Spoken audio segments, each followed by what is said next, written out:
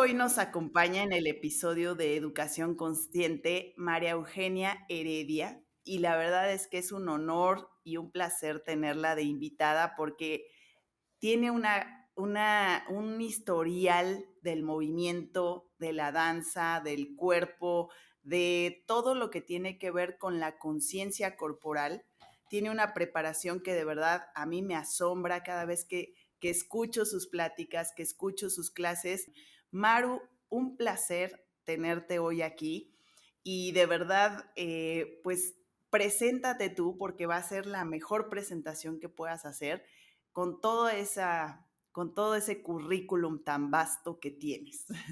Clau, muchas gracias por la invitación. La verdad es que el honor es para mí, el placer es enorme. Gracias por la invitación, por este espacio para compartir un poquito de lo que creo que nos apasiona a ambas, ¿no? Que es la educación, el movimiento, el ser, ¿no? El mirar esa esencia humana que todos compartimos.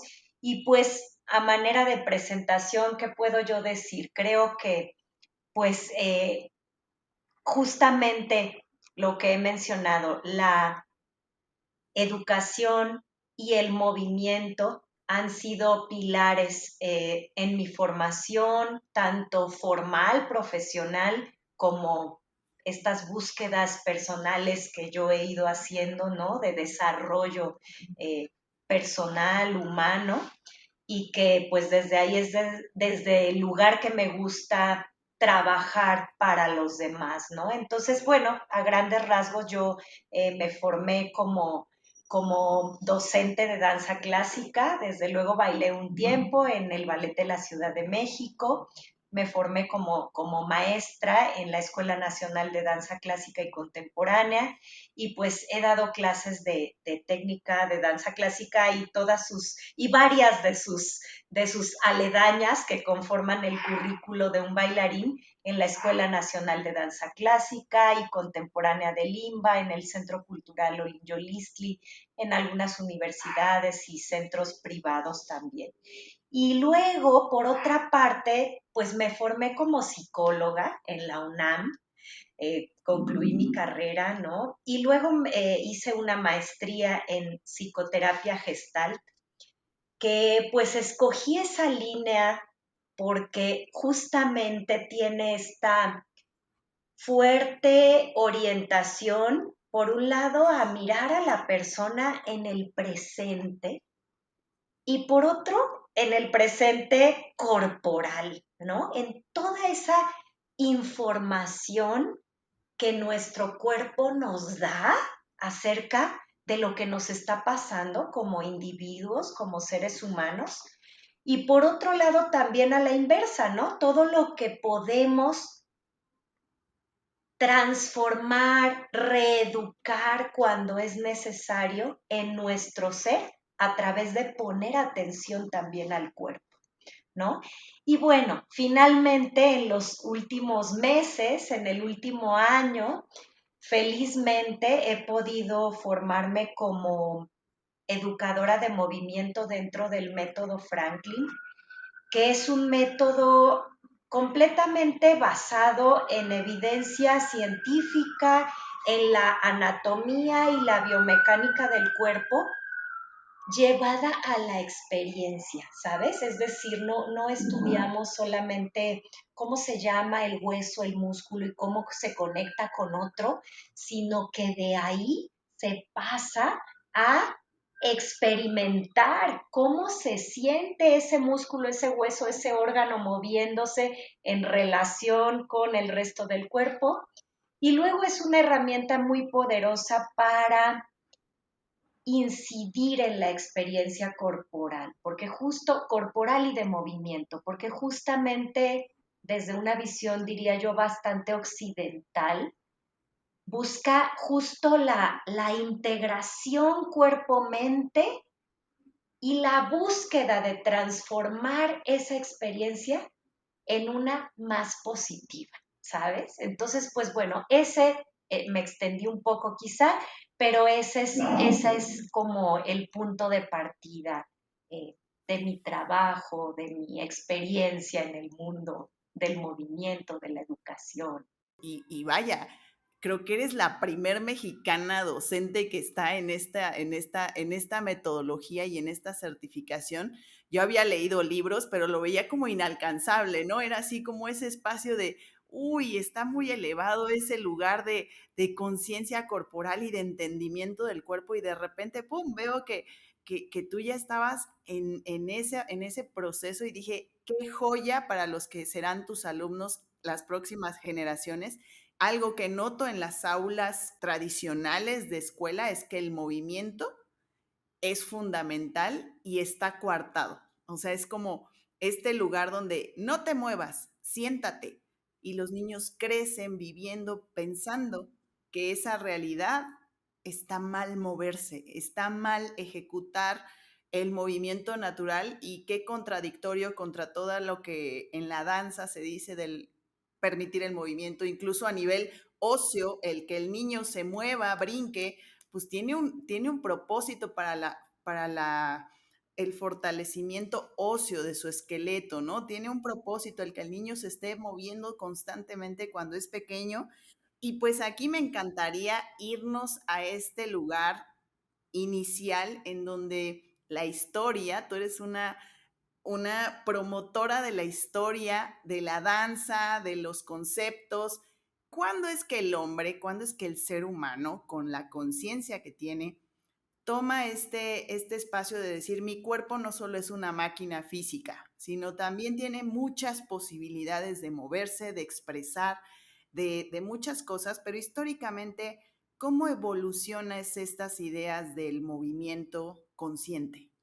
Bueno, me gustaría mencionar que no perdamos de vista, primero que nada, que la vida es movimiento, ¿no? Que justamente la única manera de no movernos, al menos en su expresión más mínima, que es la respiración, la circulación, etcétera, la única forma de que el movimiento no exista es estar muertos, ¿no? Entonces, desde ahí me parece fundamental recordar que desde que somos entidades vivas, el movimiento es algo inherente a nosotros, seres humanos, desde luego, y bueno, cualquier ser vivo, pero hablando de seres humanos es algo inherente. Y luego que pensemos en cómo hay datos de que los hombres más primitivos, vaya, hay registros de miles de años atrás, donde queda claro que el movimiento empezó desde el origen del hombre, del Homo sapiens, a ser una parte integral de su necesidad y de su capacidad expresiva en un sentido primero comunicativo, ¿no? Entonces se sabe que hay referencias de movimientos imitativos de la naturaleza en primer término, ¿no? Que cumplían una función de sobrevivencia, de comunicarle al otro ser humano que allá venía un mastodonte y entonces corre mejor, o un diente de sable, y entonces había movimientos imitativos o incluso sonidos que acompañaban estos movimientos que cumplían una función expresiva y comunicativa. Muy pronto, a partir de ahí, se sabe que surgen la música y la danza, ¿no? Que uno de los elementos fundamentales del Homo sapiens es justamente esa capacidad de representación de la realidad. Y la danza y la música, si bien en esas etapas primitivas tienen esa carga imitativa de la naturaleza muy presente, ya tenían esta intención también comunicativa entre el grupo social y luego muy pronto hacia lo que establecieron como divinidades, ¿no? Entonces ahí se convierte en un movimiento ya no solamente imitativo y comunicativo, sino también en una representación de una realidad y en una búsqueda comunicativa, incluso con otros planos de realidad, ¿no? Y creo que ahí habría que decir también que muy probablemente en toda la era preindustrial, ¿no? Del ser humano, probablemente había un mayor contacto individual con el propio cuerpo y sus procesos. Me parece que a medida que tenemos máquinas, que tenemos hoy la tecnología tan presente y que viene casi a sustituir muchas de las funciones que antes teníamos que hacer, pues con la fuerza del cuerpo, de los músculos, a medida y bueno, ahora incluso la inteligencia, ¿no? Viene a ser sustituida por la inteligencia artificial y entonces creo que estamos cada vez más desconectados, ¿no? De estos procesos, de esta experiencia corporal, aunque sabemos muchísimo más del cuerpo y sus procesos, curiosamente y paradójicamente, sí hay una desconexión importante, ¿no? A nivel de experiencia. Justamente nos hemos ido desconectando. Creo que ese ha sido como el trayecto del movimiento, ¿no? Hoy vemos que niños con los dedos ya así, porque ya todo es con el teléfono, vemos niños un poco limitados en su capacidad motriz, porque justamente cuando ya los tienes en el aula, en un aula de danza, de movilidad, de psicomotricidad, pues ahí es donde te encuentras con todas estas limitantes y donde un niño se frustra ante no poder hacer algo con su cuerpo. Y me parece realmente pues preocupante, llega un punto preocupante porque dice uno, ¿cómo es posible que siendo su cuerpo, siendo sus brazos, siendo sus piernas, no pueda entenderlas? Y aquí me gustaría llevar tu experiencia, el cómo tú a nivel profesional que tratas con cuerpos, tu trabajo principalmente es trabajar con cuerpos, ¿qué has visto al paso de las generaciones en tu Sí, trabajo, en tu quehacer? muy interesante. Mira, me gustaría empezar mencionando o remitiéndome un poquito también, hablábamos primero de esta historia evolutiva como especie, ¿no? Pero me Claro. parece súper importante mencionar también lo que tiene que ver con la historia evolutiva de un individuo, ¿no? Y lo importante que es el cuerpo en el desarrollo de un ser humano. Es decir, nacemos con un nivel de inmadurez cerebral, mental, desde luego, motora, muy grande. Somos de los animales que realmente nacemos más indefensos y más inmaduros, ¿no? La mayoría de los mamíferos nacen y al ratito caminan, se paran, son independientes es decir, eh, tienen un grado de dependencia, sí, pero en buena, vaya, tienen esta autonomía que da en principio el movimiento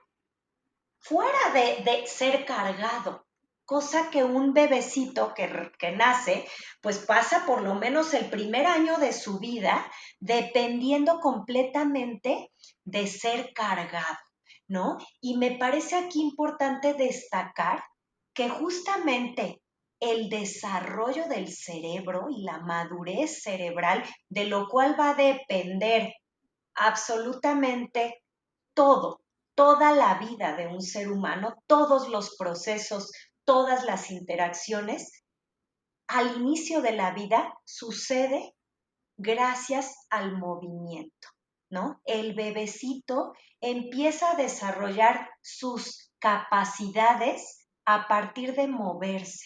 Primero su propio cuerpo y luego de interactuar a través del movimiento con el mundo y con desde luego parte del mundo es estos individuos otros seres humanos, ¿no? Sus cuidadores al inicio y poco a poco otros pares y etcétera.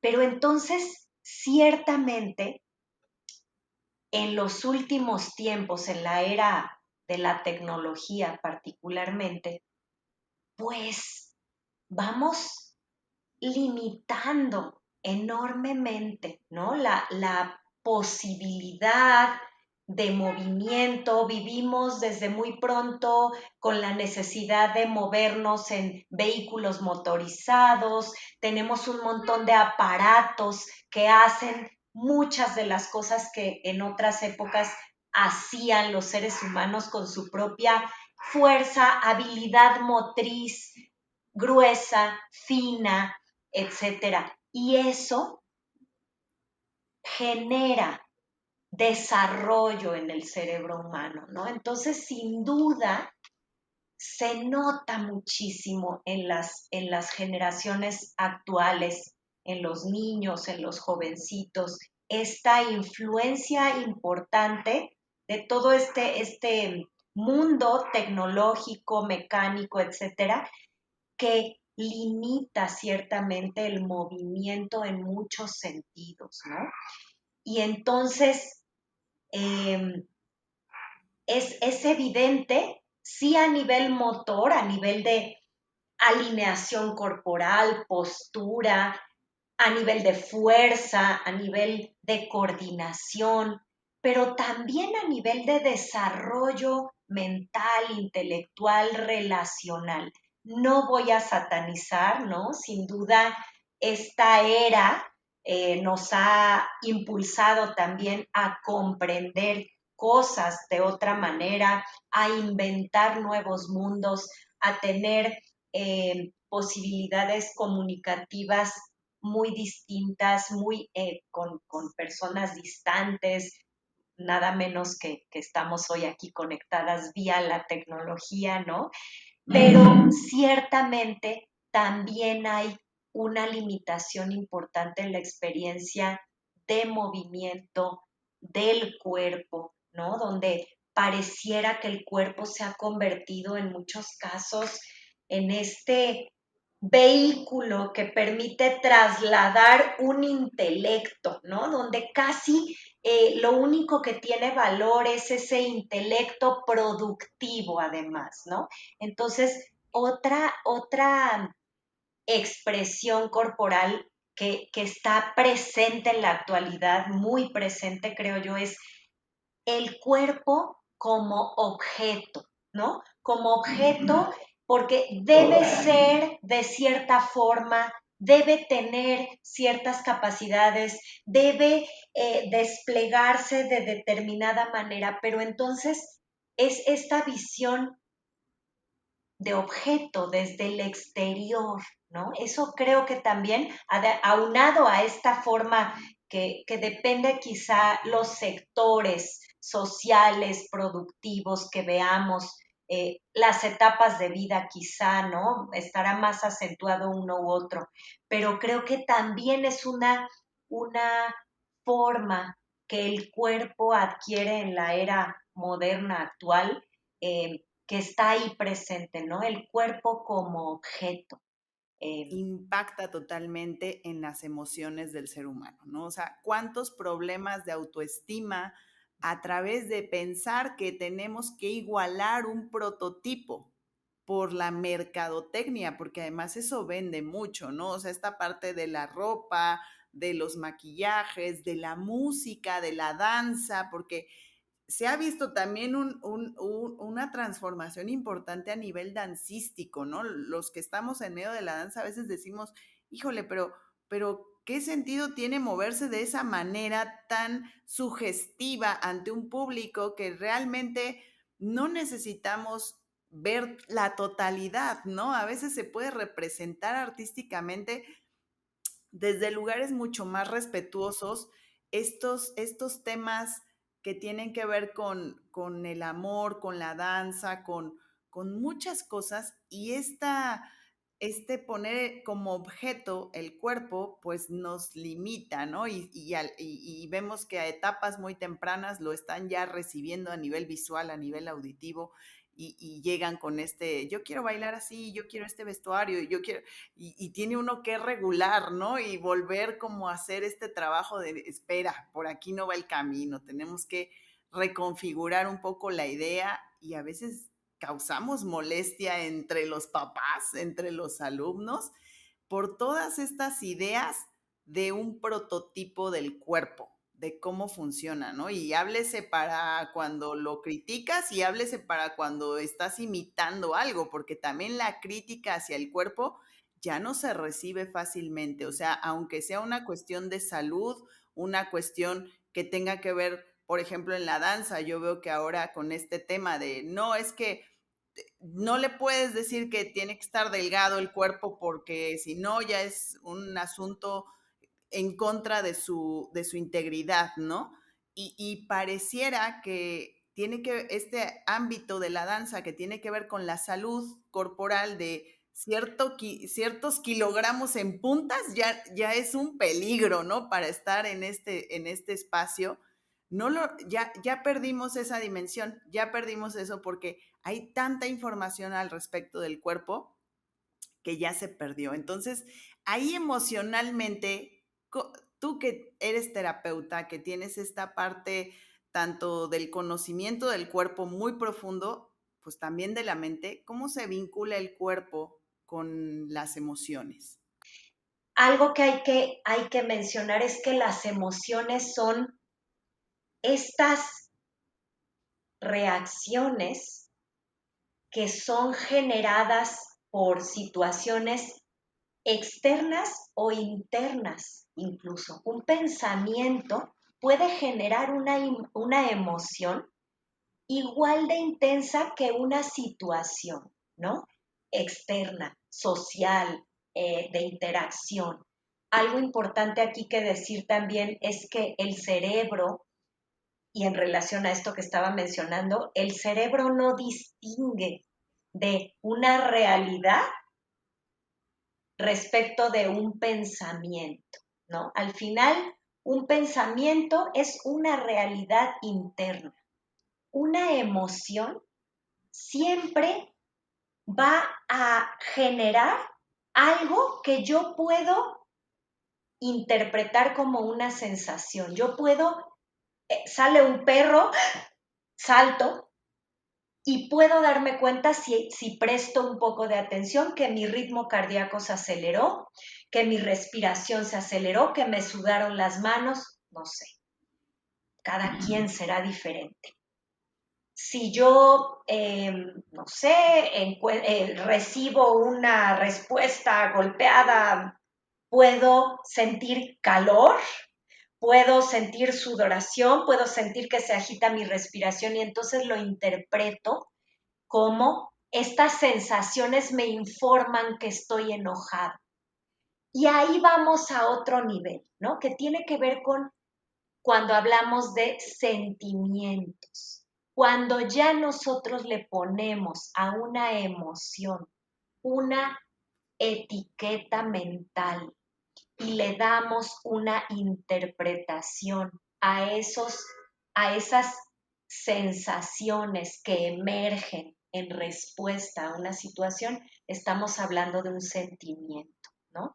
Y algo interesante aquí que también me parece que hay que mencionar es que una emoción es algo que surge, se desarrolla y desaparece, ¿no? Esto es, digamos, el ciclo normal, el ciclo sano, y tiene una función también de protegernos y de ayudarnos a reaccionar y a interactuar con una realidad que imaginemos los primeros seres humanos, ¿no? Que tenían tantas amenazas ambientales, pues todo esto los protegía del animal, o sea, corre, ¿no? Huye, y incluso estos cambios fisiológicos que podríamos llegar mucho más profundo, ¿no? Son también endocrinos, se generan hormonas que nos ayudan a reaccionar a la situación. Y ese es el ciclo sano de una emoción, ¿no? Surge, se desarrolla y desaparece. Nos prepara para actuar, actuamos en relación a lo que sucede y desaparece. El asunto es cuando una emoción surge, se desarrolla y se instala y se queda y se convierte en un sentimiento permanente, por ejemplo, ¿no? Donde ya no tenemos esta plasticidad de realmente estar reaccionando a lo que hay en el entorno, ¿no? Tener esta posibilidad dinámica emocional para modificar nuestros estados emocionales y nuestra acción de acuerdo a lo que de hecho está ocurriendo, ¿no? También, desde luego, la educación y la socialización juegan un papel muy importante en esto, ¿no? O sea, al niño le dices, no grites, pero es que me asusté, no, pero no grites porque molestas, entonces me trago la emoción. ¿Y qué pasa en mi cuerpo cuando ese proceso no se pudo desarrollar de acuerdo a su ciclo normal, sino que llegó a un punto y se estancó o ni siquiera lo dejé llegar a su punto máximo,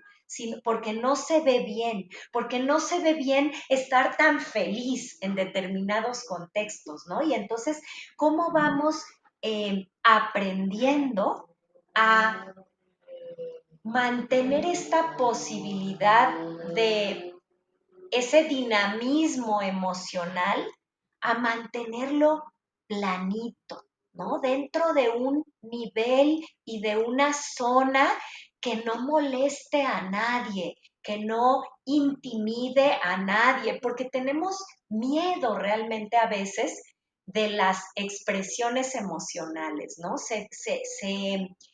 En general socialmente son sentidas como algo peligroso, amenazante, que en cualquier momento se puede salir de control, ¿no? Y entonces vamos aprendiendo a medida que nos vamos socializando a mantenernos en un cierto nivel de expresión emocional e incluso de experiencia emocional, ¿no? Vamos cada vez dándonos menos ese permiso de experimentar las emociones y de actuar de acuerdo con ellas. Que esto no significa, desde luego, que vivamos permanentemente actuando desbocadamente de acuerdo a lo que las emociones nos van dictando. Desde luego es importante una regulación emocional, pero creo que sí, en general, y esto pues lo vemos muchísimo, por ejemplo, en terapia, ¿no? Como tantas personas llegan con esta absoluta desconexión respecto a las emociones que van teniendo. Y cuántas veces, por ejemplo, mejor le ponemos una interpretación que no es la que de hecho fue originalmente. Por ejemplo, a veces hay algo que nos puede causar mucho enojo, pero no me permito sentir enojo porque estar enojado y expresar enojo no está bien, ¿no? Y entonces me aguanto y lo convierto en una tristeza, ¿no? En una emoción que tiene una menor intensidad, pero una curva, digamos, emocional mucho más aplanada, pero que entonces va a representar quizá un estado permanente o mucho más prolongado en el tiempo, que me va a estar causando y condicionando mi forma de estar en la vida, de vincularme con otros, de resolver mi día a día casi permanente.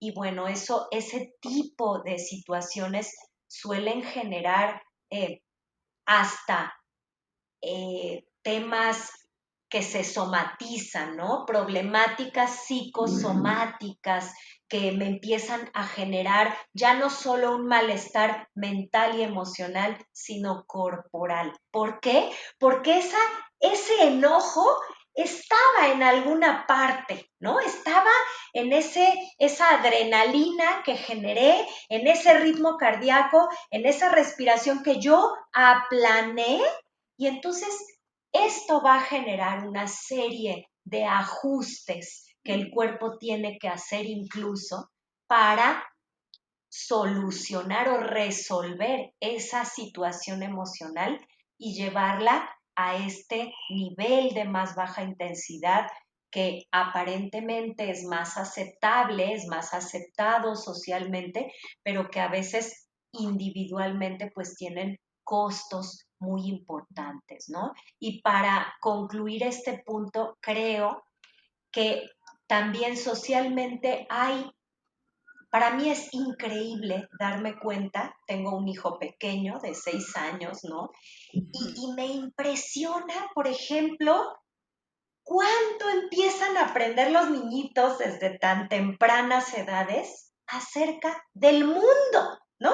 Del mundo Ajá. natural, del mundo social, del mundo en muchas disciplinas, áreas, etcétera. Y cuán poco sabemos y aprendemos de nosotros mismos, ¿no? Sí. Desde la dimensión corporal hasta esta dimensión emocional, ¿no? Y de regulación emocional. Creo que también afortunadamente ahora hay un movimiento educativo importante, pues no hay mejor muestra que lo que estamos haciendo hoy, ¿no? De, Ajá, sí, sí, claro. o sea, de justo sí buscar este equilibrio y sí enseñar a nuestros niños muchas cosas de manera muy práctica y muy ajustada a su nivel de comprensión y más en lo experiencial que en otro nivel, creo que sí hay un interés cada vez mayor en estos aprendizajes, ¿no? E incluso en este entrenamiento que puede haber, ¿no? De mirarme no solo externamente, sino internamente, percibirme, experimentarme y entonces a partir de ahí actuar en el mundo, ¿no? Y en relación con el mundo. Creo que es, es, es curioso, en principio es un campo muy abandonado y sí creo que en los últimos tiempos,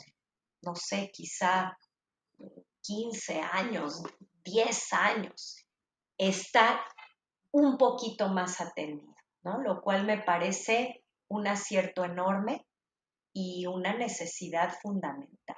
Sí, totalmente. Y bueno, en ese sentido, ya como al cierre de este primer episodio y anclando un poquito a un segundo episodio, Maru, que nos vas a regalar esa información tan valiosa de cuando ya se lleva el movimiento a un entrenamiento formal, cuando ya tiene un propósito de formar un bailarín, un deportista, una persona que se dedica a dar terapias de movimiento. En tu experiencia, ¿las terapias de movimiento las recomiendas o hacia dónde canalizas a un niño o a un adulto con este tipo de problemáticas? Sin duda, creo que cada caso es individual, ¿no? Y habría que partir de esa observación cuidadosa de la necesidad que cada persona tiene, ¿no? Y entonces, desde qué abordaje le puede resultar más útil, más valioso, más productivo un trabajo. Eh, Hay personas incluso, por ejemplo, ¿no? que perciben malestares, pero que es tal la desconexión corporal que pensar en una terapia corporal es excesivamente amenazante, ¿no? Y entonces es imposible entrar desde ahí, entonces hay que entrar más desde lo verbal, desde lo simbólico, expresivo, gráfico, etcétera. Creo que esto es muy interesante, ¿no? Como individuos humanos, que tenemos estos canales tan diversos y tan complejos, desde luego todos interconectados, que eso es lo interesante acá, ¿no? Creo yo. Pero Sí. bueno, teniendo como toda esta gama, todo este abanico de posibilidades de entrar a un trabajo individual, personal, para restablecer este bienestar que al final creo que buscamos, ¿no? Cuando acudimos a una terapia o cuando nos empezamos siquiera a plantear la posibilidad de buscar algún apoyo, que esto es bien interesante también, ¿no? Generalmente buscamos esto cuando ya detectamos un gran malestar, ¿no? O sea, cuando creo que sería muy interesante, y aquí la parte educativa es muy importante, sería muy importante, muy interesante, justo este trabajo, podríamos decir, preventivo, profiláctico, educativo, ¿no? Que nos permita una vida más integral, más que observe y que atienda justo todas estas dimensiones que componen nuestro ser, nuestro estar en el mundo, ¿no? Desafortunadamente, lo más común es que alguien busca un apoyo cuando se siente realmente rebasado, cuando se da cuenta de que sus recursos personales no están siendo eficientes, no están siendo suficientes para recuperar este estado de bienestar, de equilibrio, ¿no? Entonces me regreso un poco al inicio de esta intervención mía. Creo que es muy importante, sin duda, revisar el caso individual, ¿no? Y ver a cada persona desde dónde se le puede ayudar a ayudarse, ¿no? Porque al final esto es muy gestáltico. Los procesos de crecimiento, de terapias, pues tendrían que estar centrados en la persona que los busca, que los requiere, ¿no? Desafortunadamente no siempre es así, todavía hay corrientes donde se asume que el que está del otro lado, el terapeuta, es el experto, cuando al final el experto en sí mismo es cada individuo, ¿no? Y simplemente creo que como terapeuta lo que buscas es ayudarle a esa persona a encontrar nuevos caminos, ¿no? Entonces, partiendo de ahí, creo sí que el abordaje desde lo corporal es poderosísimo, ¿no? Porque primero todos tenemos un cuerpo, ¿no? Y el cuerpo es mucho más que esta entidad biológica, que esta configuración de células, tejidos, órganos, aparatos y sistemas, organismo, sociedad. El cuerpo es, además de eso, esa parte esencial biológica, es esta entidad que va constituyéndose, que va configurándose, que va significándose a través de las experiencias de vida y de interacción que tenemos en el mundo, ¿no? De todo este juego y rejuego emocional, sentimental, relacional que tenemos. Y entonces, en el cuerpo está toda nuestra historia de movimiento, nuestra historia relacional, nuestra historia mental, ¿no? Porque como pienso, me muevo y como me muevo, me conformo y me relaciono. Entonces, sin duda, creo que el cuerpo es una herramienta, como te decía, poderosísima, muy eficaz. También que hay que abordar con mucho cuidado, ¿no? Y con mucho respeto. Creo que también es algo que justo como ahí están instalados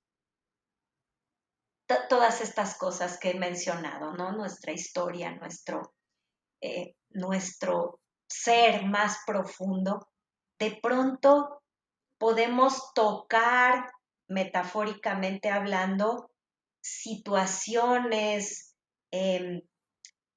muy delicadas y que entonces sí hay que ser muy cuidadosos y muy respetuosos del otro, ¿no? Cuando trabajamos a través del cuerpo, porque puede ser muy, vaya, podemos abrir una caja de Pandora que hay que luego también tener herramientas para ayudar a contener, abrazar, eh, contener, creo que es la palabra clave, ¿no? Sí liberar, sí ir encontrando canales, pero también dentro de los límites para los que esa persona está preparada en ese momento, ¿no? Creo que es muy importante esto.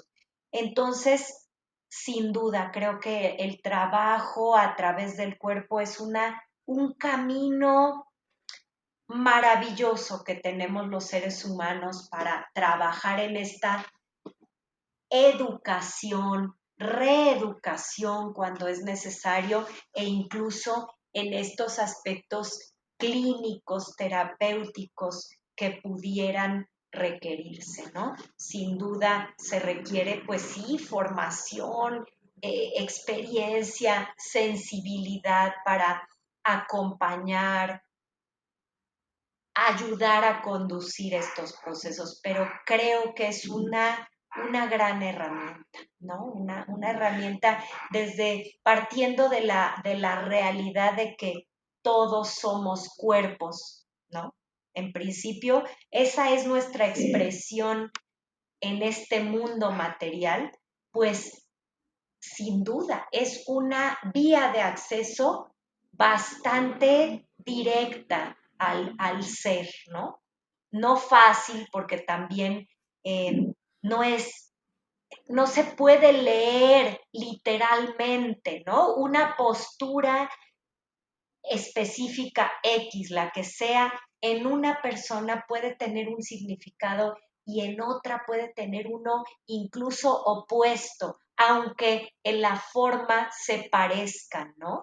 Entonces, ahí creo que empieza el trabajo fino de quienes acompañamos en estos procesos, ¿no? De ir desentrañando y ayudando a veces a la propia persona a ir eh, descubriendo lo que esa expresión corporal significa para sí mismo, ¿no? Y a ir encontrando a lo mejor nuevas posibilidades que sí es bien interesante, como en el cuerpo cuando simplemente tú modificas una postura, surge una posibilidad distinta de ser, de estar y de relacionarte en el mundo, ¿no? Sí, totalmente, Maru. De verdad que esto que nos dices que el trabajo es personal, es ahí donde cobra toda la relevancia las terapias, la rehabilitación, el reaprendizaje, cobra toda la importancia, porque a veces pensamos, y aquí voy a ir como hacia este espacio del siguiente capítulo, en donde la educación del cuerpo no puede venir desde un lugar de pues ahí muevan lo que sea y hagan lo que sea. Y se me ocurre que hoy un niño de 2 años haga una marometa porque se me ocurrió que se veía padre para la clase y entonces lo involucro en un estado emocional de aterrorizarlo a través de un movimiento que se convierte, en lugar de ser algo propositivo y bueno para el estudiante, se convierte en algo caótico que lo traumatiza y que quizás nunca más quiera volver a una clase de danza porque tuvo un efecto contrario la situación. Y ahí es donde toca a los especialistas estar muy bien preparados, como tú dices, con todas las herramientas de contención, porque un movimiento sí puede generar una emoción importante en la persona que incluso llegue a traumatizarlo o a darle toda esta expresión y liberación, si se hace por un buen camino. Pues bueno, cerrando este primer episodio, esta charla tan amena que la verdad es que nos podríamos seguir porque además tu forma de comunicar es realmente muy amable y bueno, creo que nos gusta mucho escucharte y va a haber un segundo episodio en donde hablaremos más de la profesionalización de la danza, del movimiento, pero sobre todo del movimiento, porque aunque veamos a los bailarines virtuosos haciendo ejecuciones súper complicadas, todo nació de un buen entendimiento y de un buen proceso y que a veces queremos que suceda rápido y inmediato y que ya salga y que ya esté y por qué tantos años y por qué tan lento. Y ahí nos vas a contar esta experiencia de por qué no podemos desesperarnos ante un proceso formativo como lo es la danza, como lo es un deporte, como lo es todas estas ramificaciones de la profesionalización del movimiento. Maru, yo encantada de haber tenido esta experiencia, me siento súper afortunada de la información que nos compartiste, de poderla compartir a todo el público que va a entrar en contacto con esta información y muy agradecida por tu espacio, por tu tiempo y pues bueno, vamos a seguir por esta línea. Muchas gracias. Gracias por el espacio también y bueno, ojalá que esto sea de utilidad para algunas personas que puedan escuchar. Muchas gracias, Bianca. Seguro que sí, seguro que sí. Educación Consciente, el podcast que te acompaña a educar en conciencia.